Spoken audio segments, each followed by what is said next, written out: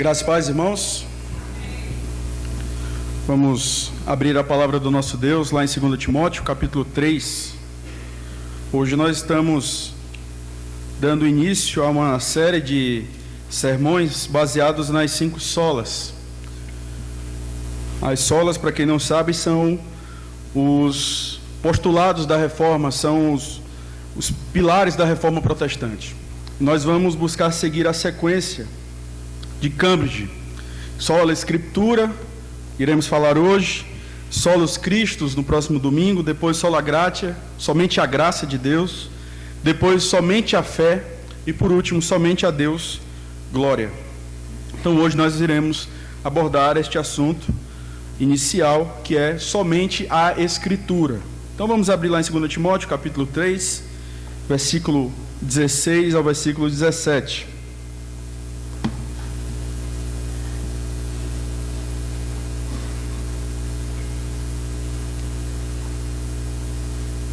Leiamos a palavra do nosso Deus. Toda a Escritura é inspirada por Deus e útil para o ensino, para a repreensão, para a correção, para a educação na justiça, a fim de que o homem de Deus seja perfeito e perfeitamente habilitado para toda boa obra. Vamos orar mais uma vez? Graças te damos, Senhor, pelo privilégio que temos de poder cultuar o Teu nome. Nós, mais uma vez, afirmamos aqui que este culto ele é prestado somente a Ti e tem a finalidade de que somente o Teu nome seja exaltado, somente o Teu nome seja adorado, evidenciado, glorificado. Que privilégio nós temos aqui nesta noite de estarmos diante do Senhor, que é o Deus dos céus e da terra, soberano sobre todas as coisas. Nós temos a plena convicção de que é por causa da Tua obra redentora, daquilo que o Teu Filho fez por nós, que nós estamos aqui neste momento. Por isso nós te pedimos que o Senhor fale aos nossos corações, que o Senhor tenha misericórdia de nós, que o Senhor abra o nosso entendimento e aplique a Tua palavra, que é suficiente aos nossos corações. Santifica as nossas vidas, Senhor. Não permita que venhamos a ser escândalo para a Tua palavra, mas que as nossas vidas sejam santificadas pela Tua palavra, que não seja necessário uma expressão de juízo, como foi no caso de Nadab e Abiú. Tem misericórdia de nós, Senhor. Nós somos fracos, nós temos uma visão muito limitada sobre as coisas, mas nós dependemos totalmente do Senhor e pedimos que o Senhor nos conduza nesta noite. Essa é a nossa oração, no nome de Jesus. Amém. Este é um mês muito importante para a igreja protestante espalhada pelo mundo, porque no dia 31 de outubro de 1517, um monge agostiniano chamado Martinho Lutero, ele afixou na porta de Wittenberg as suas 95 teses, protestando contra uma prática da Igreja Católica conhecida como indulgência. A indulgência, ela era um papel onde uma pessoa comprava a alma de alguém do purgatório. Então a ideia deles era uma moeda na lata, uma alma pula do purgatório. Lutero então combateu fortemente, e a ideia de Lutero inicialmente não era sair da Igreja Católica, a ideia de Lutero era reformar a igreja, por isso o termo reforma. Mas Lutero não conseguiu. E após a Assembleia de Worms, ou Dieta de Worms, em 1521, Lutero, ele foi então excomungado. Mas nessa ocasião, ele anuncia uma frase que ficou conhecida entre as igrejas reformadas, na verdade uma colocação muito conhecida, que diz o seguinte: a não ser que eu seja convencido pela Escritura Sagrada, ou por razão evidente, não me retratarei. Minha consciência é cativa pela palavra de Deus, e agir contra a consciência não é direito nem seguro. Séculos se passaram, e os desafios em nossos dias continuam ainda maiores. A igreja cada vez mais é desafiada diante da das tentações do mundo, das tentações do nosso inimigo, do inimigo de nossas almas, a fincar a sua fé e prática somente na Escritura. O problema de Lutero nos seus dias era um problema muito aparente, era muito na cara. As coisas eram muito evidentes. Nos nossos dias não é assim. Hoje, não necessariamente estar numa igreja presbiteriana do Brasil é estar numa igreja reformada. Hoje, não necessariamente professar alguns chavões reformados ou citar alguns livrinhos reformados é ser reformado.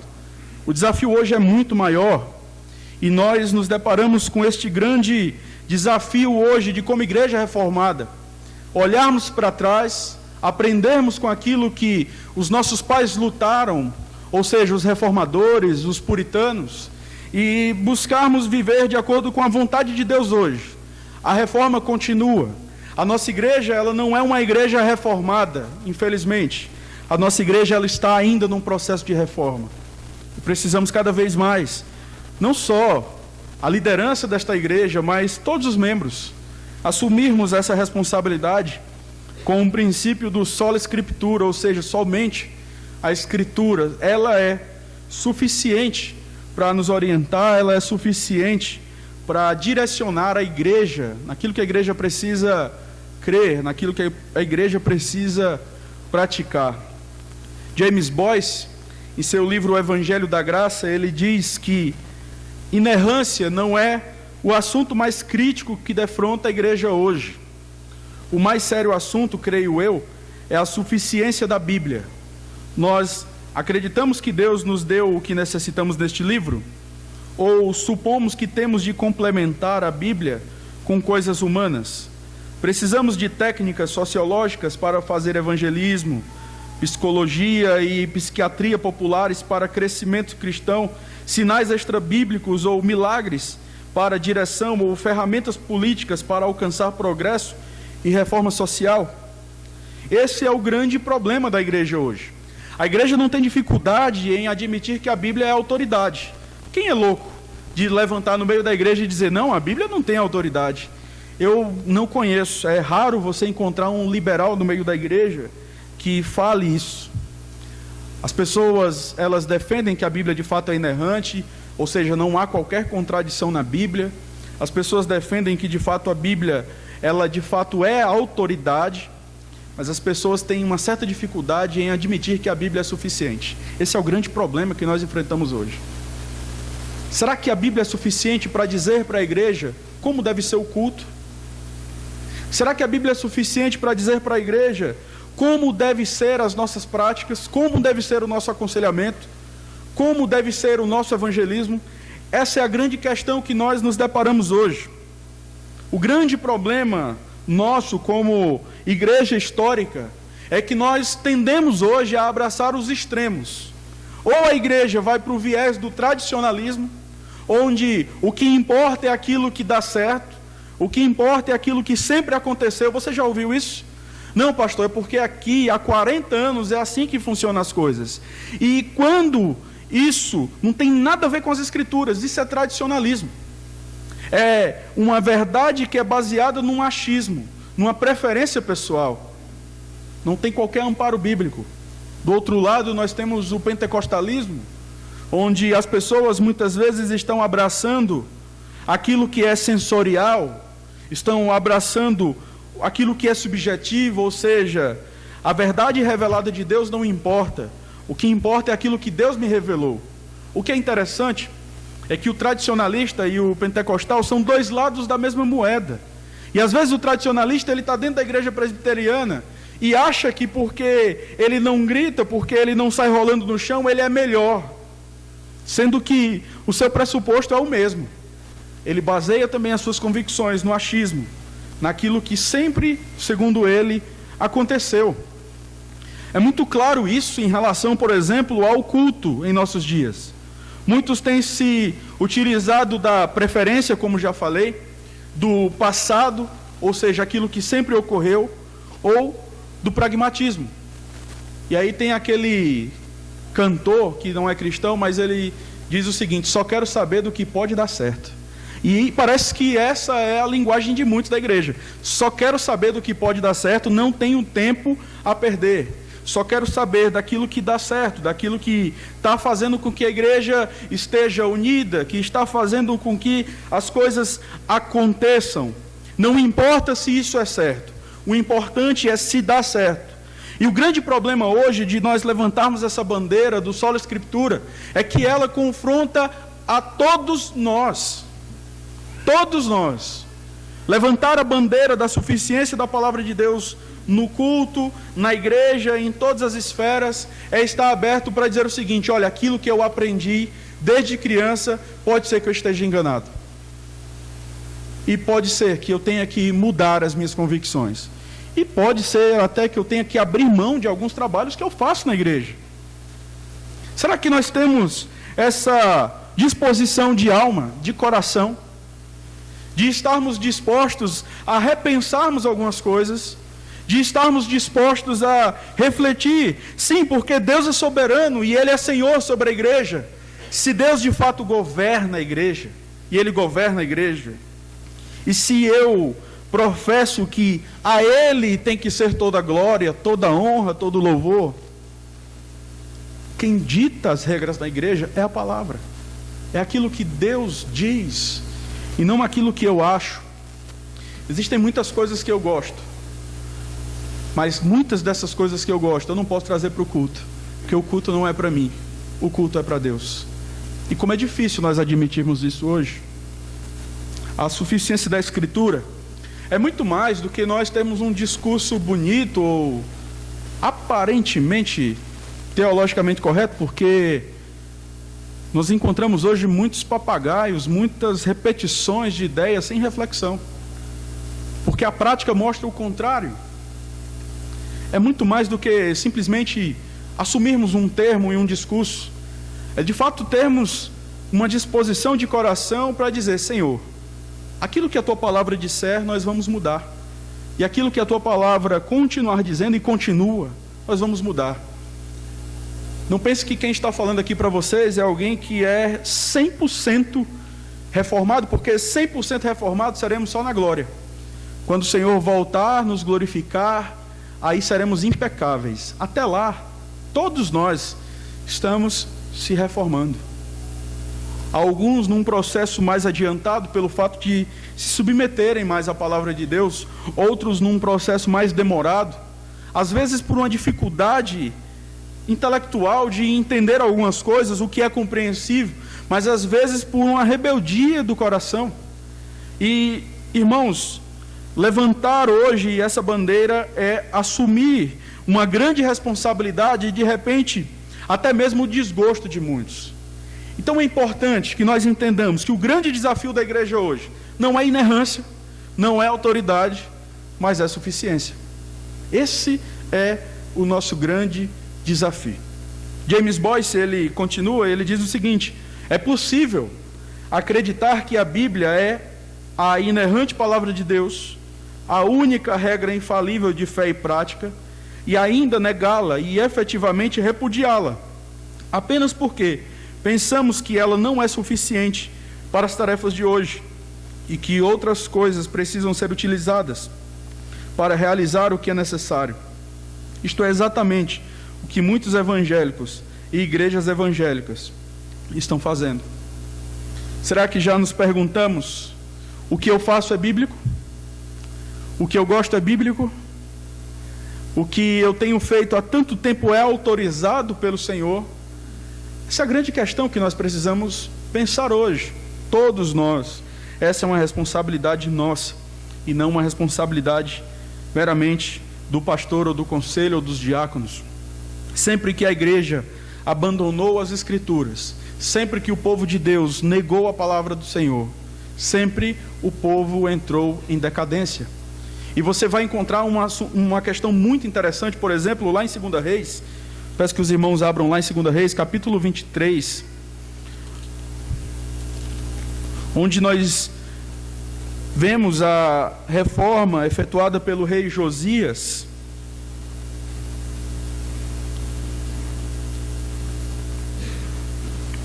Eu chamo a sua atenção para o versículo 2 e versículo 3.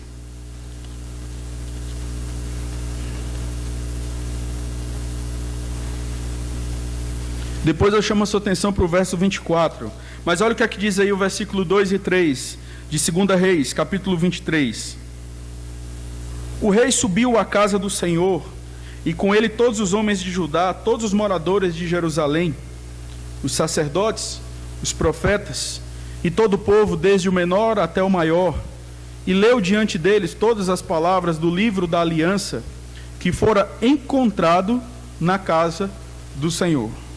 O rei se pôs em pé junto à coluna, e fez aliança entre o Senhor para o seguirem, guardarem os seus mandamentos, os seus testemunhos e os seus estatutos de todo o coração e de toda a alma, cumprindo as palavras desta aliança que estavam escritas naquele livro, e todo o povo anuiu a esta aliança. Agora olha o que é que diz o versículo 24.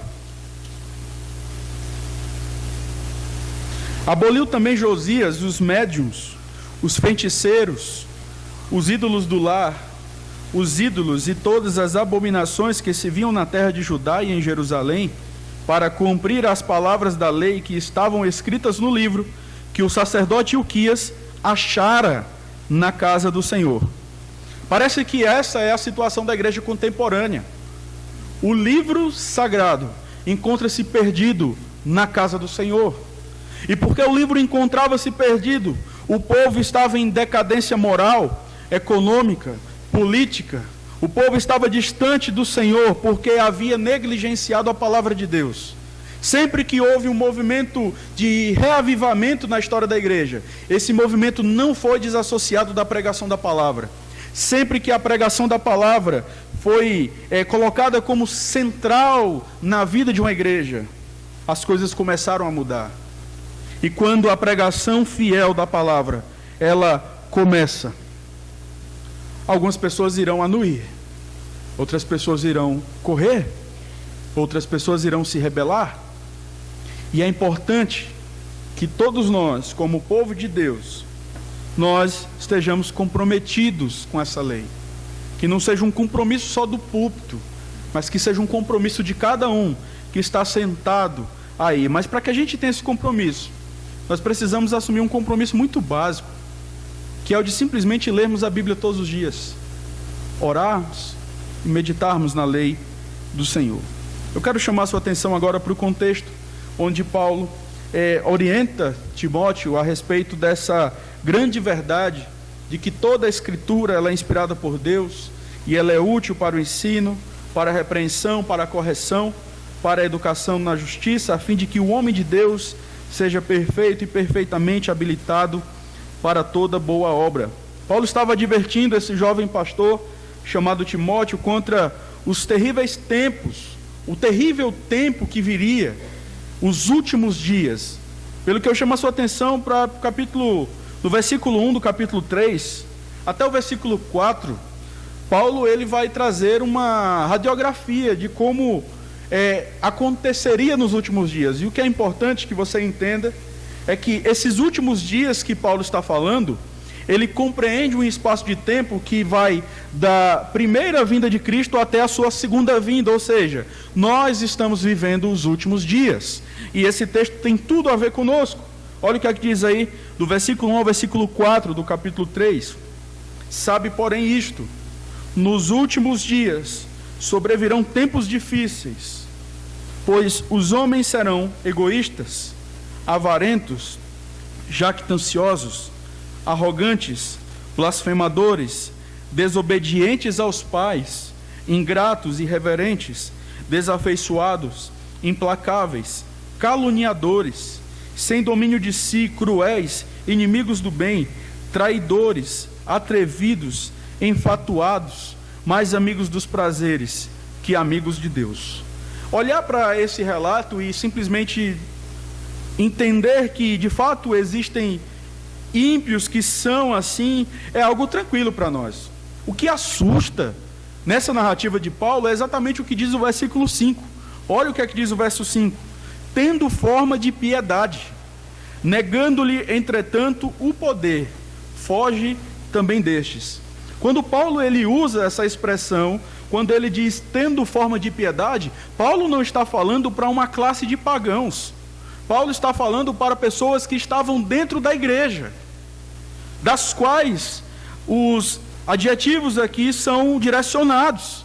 Eram pessoas implacáveis, eram caluniadoras. Essas pessoas tinham em algum momento uma aparência de piedade, mas negavam o seu poder. Eram pessoas que estavam na igreja, eram líderes, eram pessoas que até oravam bonito, eram pessoas que até pregavam ou faziam parte de um grupo de música, eram pessoas que estavam na igreja, mas não conheciam o Evangelho. Paulo orienta Timóteo para que Timóteo fuja dessas pessoas. Mas a sua orientação não para aí. Eu chamo a sua atenção agora para o versículo 14 do capítulo 3, onde Paulo ele chega para Timóteo e diz: tu, porém, permanece naquilo que aprendestes, e de que foste inteirado, sabendo de quem o aprendeste, e que desde a infância sabe as sagradas letras que podem tornar-te sábio para a salvação pela fé em Cristo Jesus. Permanece na Escritura, permanece na palavra de Deus. Vai ter um tempo, esse tempo já acontece entre nós, de pessoas que são totalmente contrárias à vida de piedade do nosso Senhor, mas estão no nosso meio. Foge delas e permanece na palavra do Senhor. Mas ele continua. No versículo 1 do capítulo 4, Paulo, ele diz: conjuro-te perante Deus e Cristo Jesus, que há de julgar vivos e mortos, pela sua manifestação e pelo seu reino. Prega a palavra, insta, quer seja oportuno, quer não. Corrige, repreende, exorta com toda longanimidade e doutrina. Olha o que é que diz o verso 3 e o verso 4. Pois haverá tempo em que não suportarão a sã doutrina. Pelo contrário, cercar-se-ão de mestres, segundo as suas próprias cobiças, como que sentindo coceira nos ouvidos, e se recusarão a dar ouvidos à verdade, entregando-se às fábulas. Nós olhamos isso, e a nossa tendência é achar que esse texto ele está totalmente distante de nós. Aqueles que não querem ouvir a sã doutrina sempre buscarão alguém que irá satisfazer as suas próprias cobiças. Com quem você tem se alimentado? Por que você tem procurado alimento em outros apriscos? Cuidado com essa ideia: ah, mas eu não concordo. Ah, mas não é assim, pastor. Cuidado com isso. Será que nós não estamos nos enquadrando naquilo que Paulo está dizendo para Timóteo? Haverá tempo em que não suportarão a sã doutrina.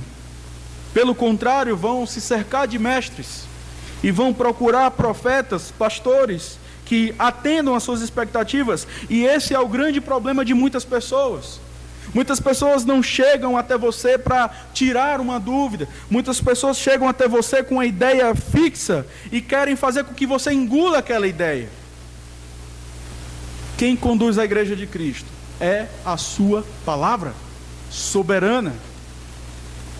Os nossos sentimentos, eles não valem nada diante da santidade de Deus. Nós precisamos resgatar isso, este princípio. O fato é, existem pessoas dentro da igreja visível, mas que não fazem parte da igreja invisível, da igreja de Cristo. Essas são pessoas que não suportam essa doutrina. Essas são pessoas que não se submetem à palavra do Senhor. São caluniadoras. E Paulo, ele já orientou Timóteo quanto a isso. Pelo que eu chamo a sua atenção mais uma vez agora para o capítulo 2. Chamo especialmente o versículo 19 e versículo 20. A palavra de Deus nos diz: entretanto, o firme fundamento de Deus permanece, tendo este selo: o Senhor conhece os que lhe pertencem, e mais, aparte-se da injustiça todo aquele que professa o nome do Senhor. Ora, numa grande casa não há somente utensílios de ouro e de prata, há também de madeira e de barro, alguns para a honra, outros, porém, para a desonra. Quem somos nós hoje? Somos do somente a Escritura? Ou somos do somente aquilo que agrada os nossos ouvidos? Somente aquilo que agrada os nossos corações? Nós precisamos entender, irmãos, que quando nos rebelamos, não nos rebelamos contra pessoas, nos rebelamos contra o próprio Deus, que firma a sua palavra. E Deus irá cobrar isso. E é isso que nós precisamos nos atentar, todos nós que estamos nesse processo de reforma. Todos nós. Diante disso, eu quero, mais uma vez, porque já tivemos uma oportunidade de estudarmos esse texto, mas eu chamo a sua atenção agora para o verso 16. Logo no início, a palavra de Deus diz que toda Escritura, ela é inspirada por Deus. Ou seja, é a ideia da onde, na verdade, essa é a base teológica de onde nós tiramos a ideia de que Deus inspirou a sua palavra. Está muito claro aqui. Essa expressão inspirou, ela poderia ser melhor traduzida como uma expressão expirou, soprou. Deus então soprou a sua palavra, ele expirou a sua palavra, ele conduziu os autores humanos guiados pelo seu Espírito para que anunciasse exatamente a sua vontade. Às vezes, Deus dizia aos escritores da Bíblia as palavras exatas que deveriam ser ditas. Você vê isso em Jeremias capítulo 1, versículo 9. Mas com maior frequência, ele usava a mente, o vocabulário e as experiências de cada um deles para produzir sua própria palavra, perfeita e infalível. O que explica aqueles termos que temos muita dificuldade às vezes, que Deus se arrependeu, que o sol retrocedeu, que Deus acrescentou alguns dias a Ezequias. Nós não podemos negligenciar esse lado humano, mas entendendo que, numa perspectiva reformada, Deus conduziu perfeitamente cada autor para que registrasse somente aquilo que ele havia determinado. Embora a expressão inspirado por Deus ocorra somente aqui, a ideia se encontra em muitas outras passagens.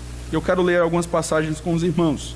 Êxodo capítulo 20, versículo 1.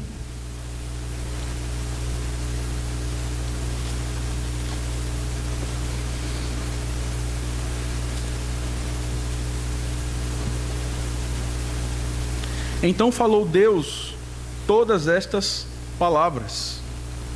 Deuteronômio 9, versículo 10.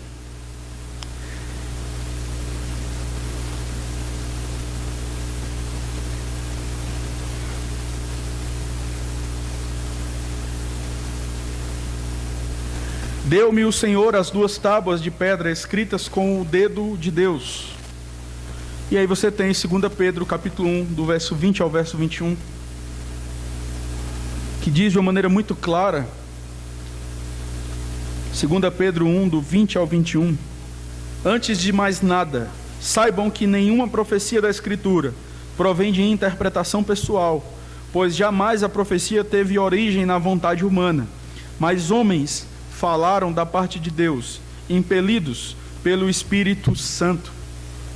Os reformadores, quando falaram da inspiração da Escritura, se referiram ao modo como Deus capacitou os autores humanos da Escritura a atuar, de modo que escreveram cada palavra sob a sua superintendência.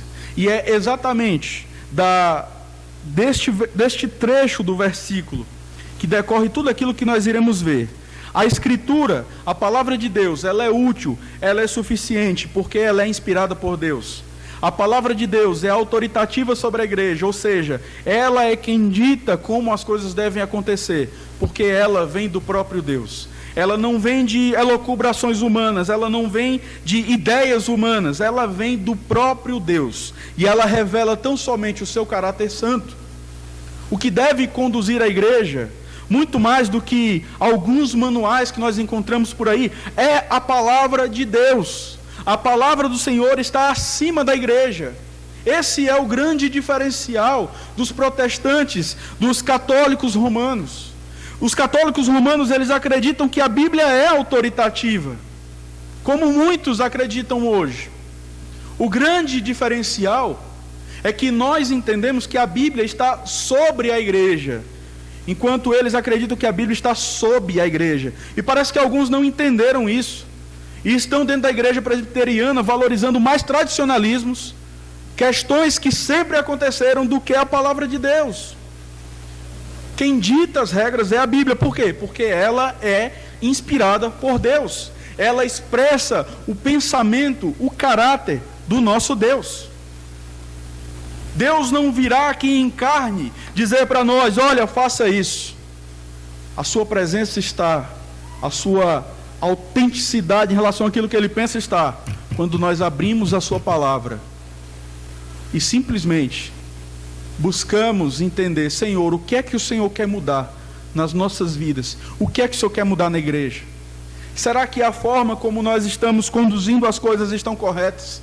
Será que a forma como eu estou cultuando a Ti está correta? Será que a forma como eu estou evangelizando está correta? Para algumas pessoas é muito mais fácil abraçar as ideias do mundo do que pensar um pouco mais e abraçar o que a Bíblia tem a dizer.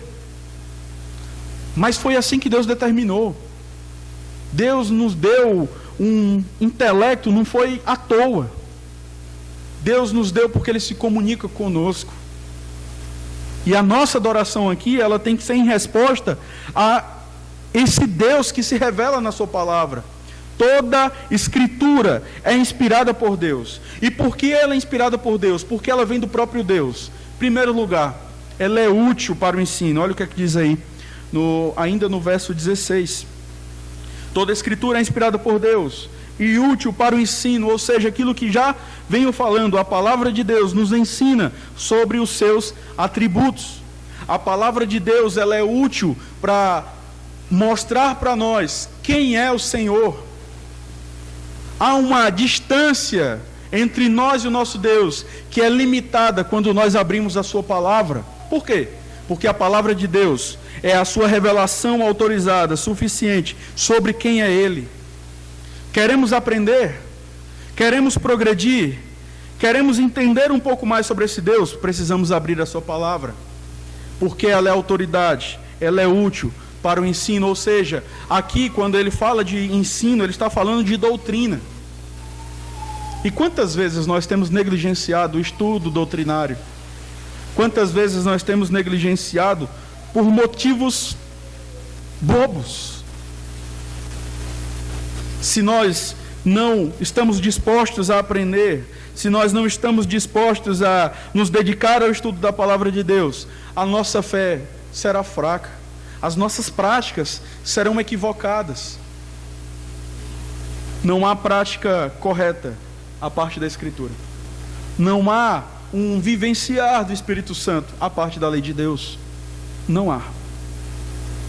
Se nós olhamos para a doutrina e simplesmente dizemos: isso é coisa chata, isso é ideia de homens, nós estamos perdendo a oportunidade de progredirmos, de sermos maduros e perfeitamente habilitados para toda boa obra. É o que diz o verso 17. A palavra de Deus é útil para o ensino. Com qual finalidade?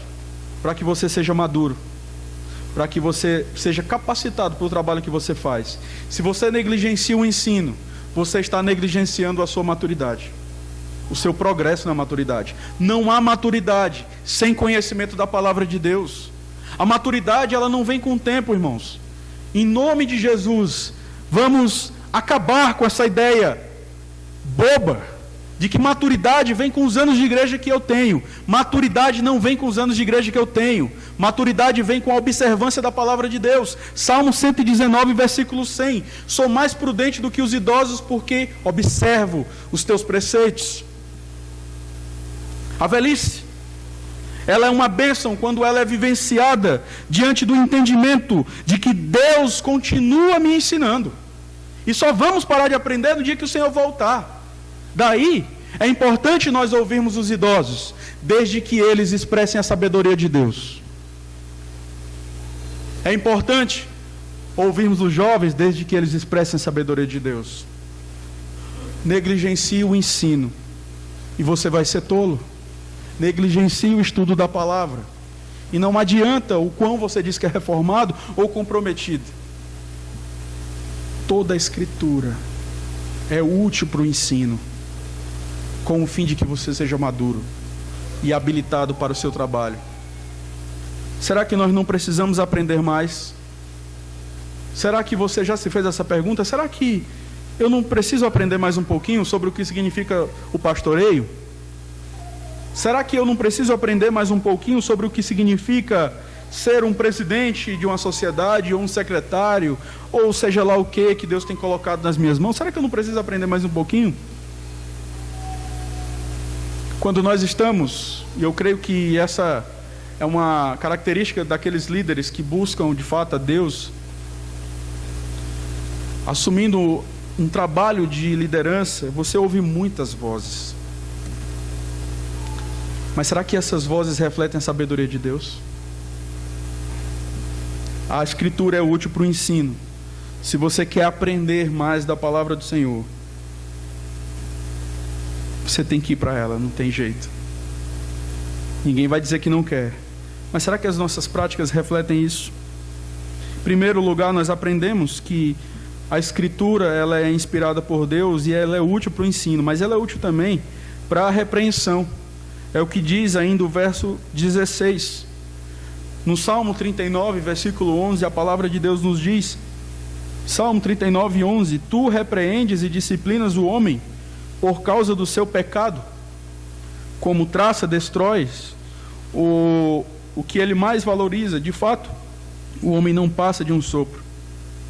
A repreensão, irmãos, ela deve partir não de uma ideia subjetiva que eu tenho, ou seja, de algo que eu simplesmente acordei hoje e eu acho que eu tenho que repreender o presbítero Sandro porque eu acho que é errado. Eu acho que esse jeito dele dirigir a liturgia está totalmente fora dos padrões, né? Por quê? Não, porque ele pega no microfone, eu não concordo com isso.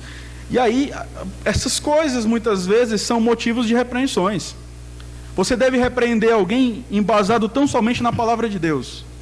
E sabe por que nossas repreensões elas não refletem a sabedoria de Deus? Sabe por que as nossas repreensões muitas vezes elas são vistas como arbitrárias? Porque elas não refletem a sabedoria do Senhor.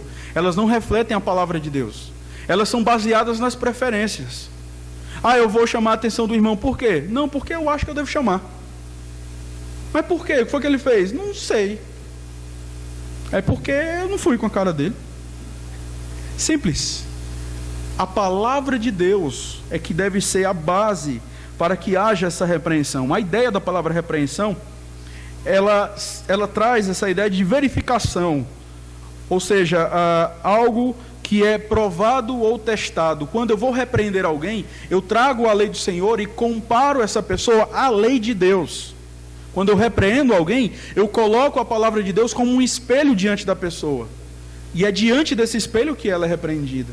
Não diante daquilo que eu acho, que eu penso. Esse tem sido o grande problema. Será que nós aceitamos a repreensão como uma bênção de Deus? Como manifestação da graça de Deus? E aí eu só posso lembrar do que diz Provérbios, capítulo 9, versículo 7, até o versículo 9, onde a palavra de Deus diz... Provérbios 9, do 7 ao 9. O que repreende o escarnecedor traz afronta sobre si, e o que censura o perverso a si mesmo se injuria. Não repreendas o escarnecedor, para que não te aborreça, para que não te odeie.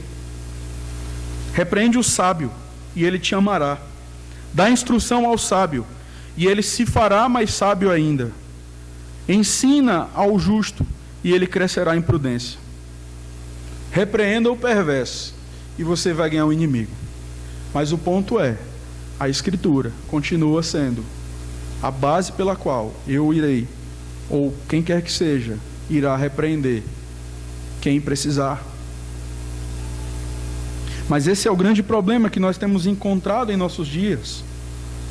As pessoas são melindradas, são individualistas e não querem se expor, ou na verdade se expõem somente com aqueles que elas sabem que concordam com as suas opiniões. E como é fácil para mim, quando eu passo por momentos de dificuldade, momentos de luta, procurar exatamente as pessoas que eu sei que vai concordar comigo, eu sei que vão chorar até comigo, E o meu discurso vai ser tão lindo, quando eu chegar de repente retratando o problema no meu casamento, a pessoa vai ficar com ódio da minha esposa. Ela vai ouvir a minha versão.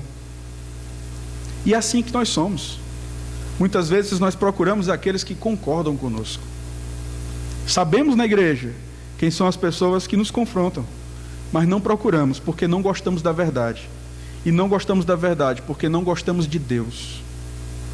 Essa é a grande verdade. Deus não concorda com a nossa vida. E Deus, Ele sempre vai nos tirar do nosso conforto, vai nos confrontar. E eu te falo, já fui confrontado muitas vezes, aqui mesmo. Não é fácil. Há um sentimento de humilhação. Mas se você olhar da perspectiva de que toda aprovação, ela é proveitosa para o nosso amadurecimento, para o nosso crescimento, ame a disciplina bíblica. Agora, se recuse a dar ouvidos a pessoas que vão te repreender baseado nas suas preferências. Não escute. Pegue no ombro dessa pessoa, diga: eu vou orar por você, para você ler mais a Bíblia, para você aprender a me repreender. Toda a Escritura é útil para a repreensão. Qual a finalidade? Maturidade. A finalidade é que eu desenvolva um trabalho correto na igreja. Não há maturidade sem repreensão. É o que diz o verso 17, irmãos. O link tem que ser sempre esse: útil para a repreensão, a fim de que o homem de Deus seja perfeito e perfeitamente habilitado para toda boa obra. Você quer ser maduro? Abra-se para ser repreendido. Abra-se para ser confrontado. Não evite aquelas pessoas piedosas que podem até falar de uma maneira dura, podem até falar de uma maneira que você não gosta. Não evite essas pessoas, porque essas pessoas são instrumentos de Deus para o seu crescimento. Negligencie essas pessoas e você continuará sendo um tolo. Alguém que simplesmente: não, eu não quero te ouvir, Deus. Porque Deus escolheu uma forma de falar conosco. É pela palavra, e essa pelos lábios da igreja. E como é triste nós nos depararmos com pessoas que não são pastoreáveis. Pessoas que simplesmente fogem de irmãos que sabem qual vai ser a opinião deles. Não, eu já sei o que, que ele vai dizer, eu não vou procurar aquele irmão. Por quê? Porque eu não quero abandonar o meu pecado. Essa é a grande verdade. Você quer ser maduro? Você quer ser habilitado para toda boa obra? Abra-se para ser repreendido. Abra-se para ser questionado. Sabe por quê? Porque esse processo de santificação não acabou nas nossas vidas. Você lembra o que Filipenses 1,6 diz? Estou plenamente certo que aquele que começou boa obra há de completá-la. Ou seja, você está em construção, meu irmão. Você está ainda sujeito a repreensões. Será que estamos abertos a isso? Tito capítulo 1, versículo 9. A palavra de Deus nos diz, Tito 1:9: e apegue-se firmemente à mensagem fiel da maneira como foi ensinada, para que seja capaz de encorajar outros pela sã doutrina e de refutar os que se opõem a ela. Não devemos ficar amargurados quando somos repreendidos nas Escrituras. Não devemos simplesmente se esconder atrás do: mas ele não soube falar comigo, né? Você já ouviu isso? Mas ela não soube falar comigo, né? Não. Olha o que é que Paulo fala no capítulo 1, versículo 13. Olha o que é que Paulo está dizendo para Tito. Tal testemunho é exato, portanto, repreende-os severamente. Para quê? Qual é a resposta aqui, irmãos? Para que sejam sadios na fé. Repreende-os severamente. E às vezes a gente olha, e aí, irmãos, somos mestres em buscarmos uma desculpa, uma meia-culpa. Não, é porque fulano, quando ele veio falar comigo, ele não falou direito.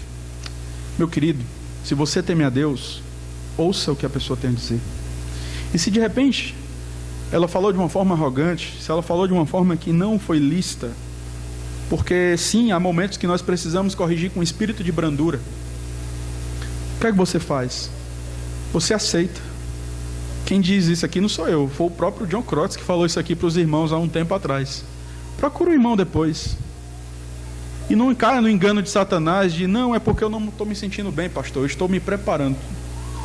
O diabo costuma soprar essas coisas nos nossos ouvidos.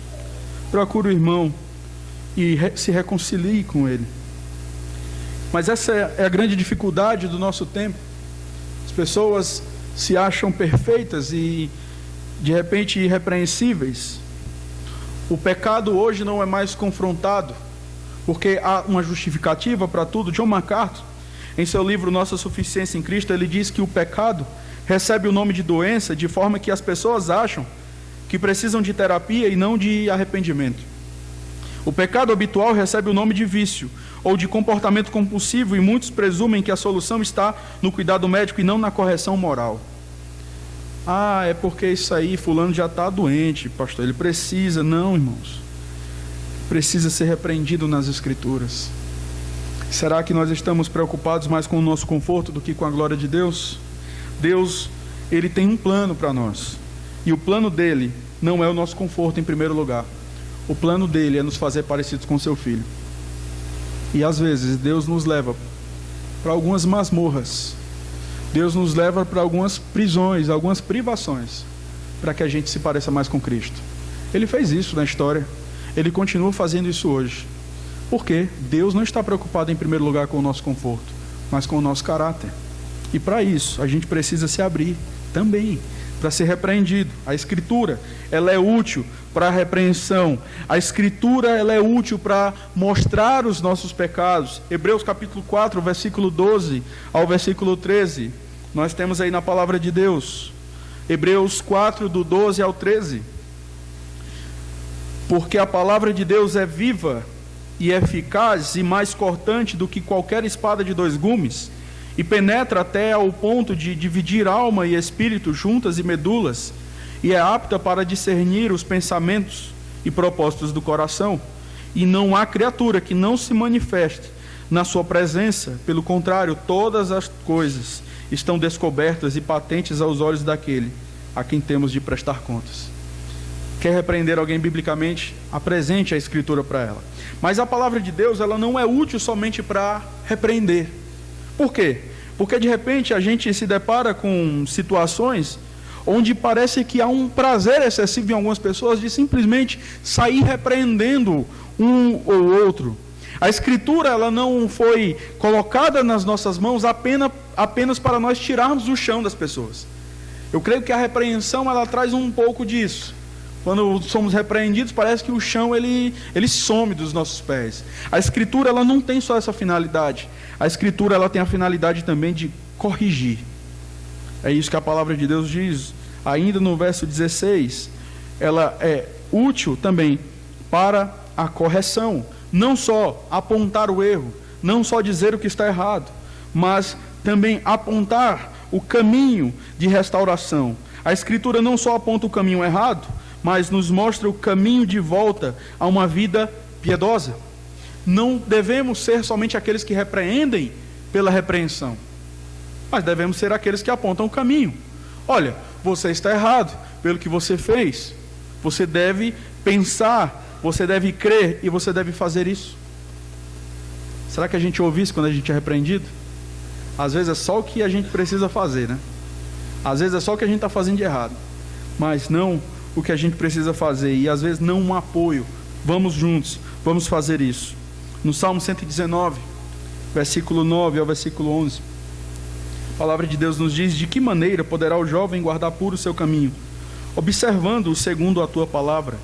De todo o coração te busquei, não me deixes fugir aos teus mandamentos. Lá em João 15, do versículo 1 ao versículo 2, Jesus diz: eu sou a videira verdadeira, e meu pai é o agricultor. Todo ramo que estando em mim não der fruto, ele o corta, e todo que dá fruto limpa, para que produza mais fruto ainda. A palavra de Deus, ela não só nos aponta os erros, ela nos aponta também o caminho. E você, como um servo do Senhor, como alguém que quer ver o seu irmão vivendo maturidade, como alguém que quer ver o seu irmão habilitado para toda boa obra, não deve se limitar a repreendê-lo. mas deve arregaçar as mangas, como diz Paul Tripp lá no Instrumentos do Bom Redentor, e estar disposto a caminhar com Ele nesse caminho de correção, segundo a vontade de Deus. E aí tem um autor puritano chamado Thomas Gogg, ele fala o seguinte: não há uma condição na qual possa cair um filho de Deus, para a qual não haja uma direção e regra na palavra, em alguma medida apropriada. Não só repreenda, aponte o caminho, mostre a Escritura. E nós devemos ser humildes para aceitarmos a correção do irmão, aceitarmos o ensino do irmão. E não pense nem por um momento, a coisa mais chata que tem é você ir conversar com alguém que já sabe de todas as coisas. Já aconteceu isso com você? Você senta com a pessoa, você conversa com ela, ela, olha, se duvidar, você sai dali aconselhado. Aconteceu isso já?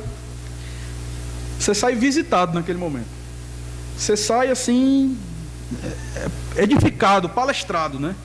Você falou uma coisa, então, pastor, é isso aí e tal, ou então, irmão, é isso aí, ó, a palavra de Deus cita 15 versículos e não te ouve. Se abra para ouvir o óbvio e aprender o óbvio, porque aprender não é ter informação, mas é ter aquela verdade aplicada no coração. Ah, Jesus é bom, que maravilha. Pois é, será que você tem vivido nessa perspectiva? Não, não tenho. Por quê? Não, porque eu tenho me preocupado, eu não consigo dormir. Ah, Deus é soberano, eu sei disso.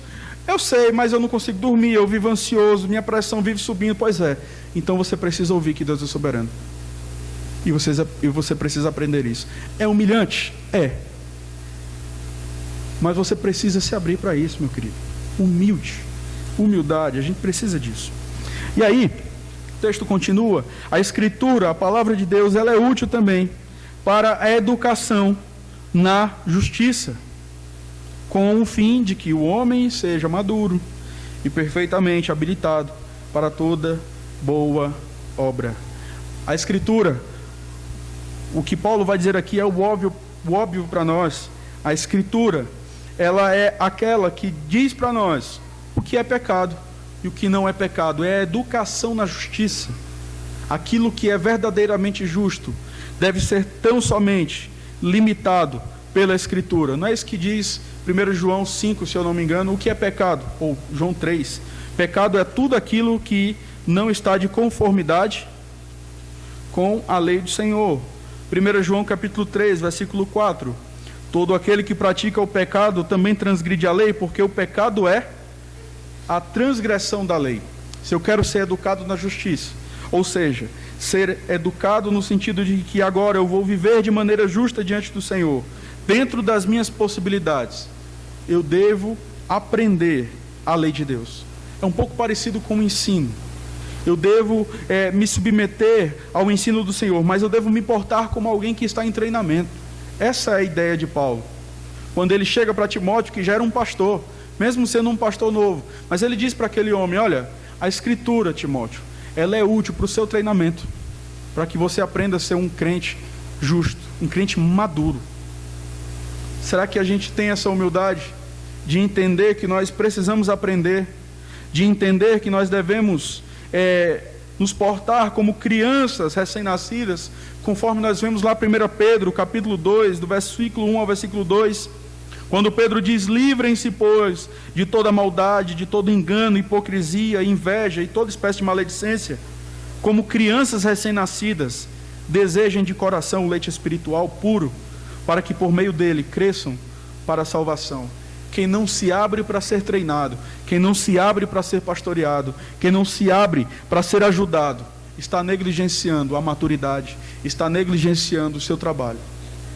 Sabe por que nós vamos encontrar muitas pessoas que deliberadamente, irremediavelmente, se portam de uma maneira totalmente contrária à palavra de Deus? Porque são pessoas que entendem, na verdade, que não precisam de treinamento. Não, mas não preciso aprender, eu já sei, eu já ouvi. Não, irmãos. Nós devemos abraçar a palavra de Deus, abraçar a sua suficiência. O efeito disso é o que eu já venho falando desde o início. Para finalizarmos, verso 17. O efeito disso é maturidade. O efeito disso é habilitação para o desenvolvimento do trabalho do Senhor. Se você é alguém que se abre para ser ensinado, repreendido, corrigido, educado na justiça, ou seja, treinado, discipulado, você pode ter certeza que o que diz o verso 17 se cumprirá na sua vida. Não porque eu sou um profeta aqui trazendo ilusões, mas é porque a palavra de Deus diz: o homem de Deus, ele será perfeito, ele será perfeitamente habilitado para toda boa obra. Paul Tripp, falando sobre aquilo que conversamos no início, sobre essa confusão que existe muitas vezes entre experiência e maturidade, ele diz algo muito interessante. Ele fala que a experiência lhe ensinará algumas coisas, mas ela, infelizmente, não tem o poder de torná-lo santo. Infelizmente, quando você deixa a experiência lhe dizer que você é maduro, quando não é, você deixa de se comprometer com a mudança, porque não acredita que ela seja necessária. E assim nós encontramos muitas pessoas na igreja, que têm muitos anos de igreja, mas não são maduras, porque se julgam experientes. Nós precisamos nos voltar para a palavra do Senhor. Precisamos nos voltar para a palavra de Deus. Quero concluir trazendo pelo menos 2 implicações e depois alguns imperativos que eu pude extrair do livro de John MacArthur, que eu acho muito interessante para nós. Primeiro,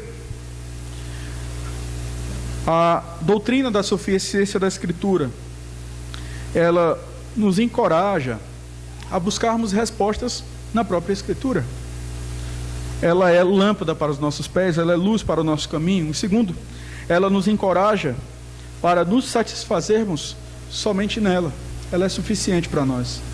Se eu quero saber, se eu quero aprender a ser um marido melhor, se eu quero aprender a ser um crente melhor, se eu quero aprender a ser um pastor melhor, eu preciso ir para a palavra de Deus. Creia na Bíblia, estude a Bíblia, honre a Bíblia, ame a Bíblia, obedeça a Bíblia. Esse é o ministério do Espírito Santo de Deus sobre nós. Quando o Senhor Jesus disse: eu vou, mas eu vou enviar o Consolador, Ele disse também que esse Consolador nos conduziria a toda a verdade.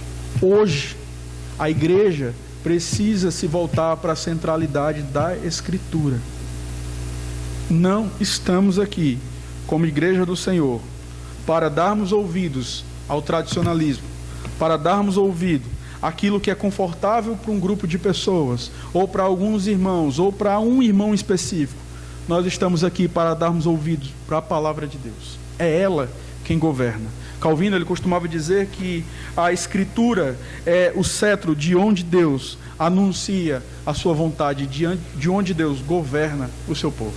Que Deus nos ajude e que esse mês da reforma seja um mês de reflexão para todos nós, um mês de repente, arrependimentos, de mudança de algumas convicções, que seja um mês que a gente possa se voltar para o Senhor e defender de uma maneira muito convicta: Senhor, somente a Tua palavra é suficiente, somente ela deve conduzir a igreja e conduzir as nossas vidas sobre tudo aquilo que devemos crer e praticar. Que Deus nos ajude. Vamos orar?